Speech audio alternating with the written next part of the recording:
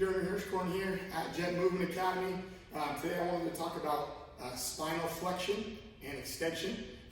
It's something that's very, very important to keep your spine healthy. Okay? A lot of times when we're in a weight room and we're doing lifts, a lot of times we're looking at neutralizing our spine and maybe moving at the hip joint or keeping everything organized while we're doing other movements, and our spine gets into this rigid position where it loses mobility while we're trying to develop leverage and strength for other reasons. It's not a bad thing.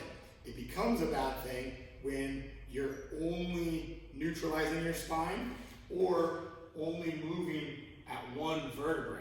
Okay, so like if your posture is bad when you're sitting, we tend to move at one spot only, and that spot gets overworked. We get too rigid up above and below that one spot, and we function at just that one vertebrae. That causes a lot of problems. Okay, or we never move our vertebrae at all, right? That can also create a problem. So even in athletes, we're seeing that happen where they're doing so much weight room stuff that their spine becomes so neutral that they really start to lose all of this nice mobility that they should be able to have. So something that we focus on here at Jet Movement is we're always working on being able to organize our core and stabilize our spine entirely, but then create mobility and movement at every single vertebrae. Okay? Each one of those vertebrae is a joint.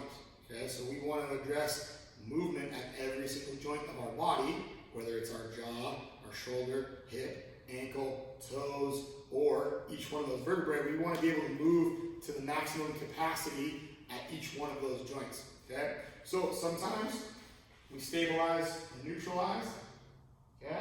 And then other times we're trying to create flexion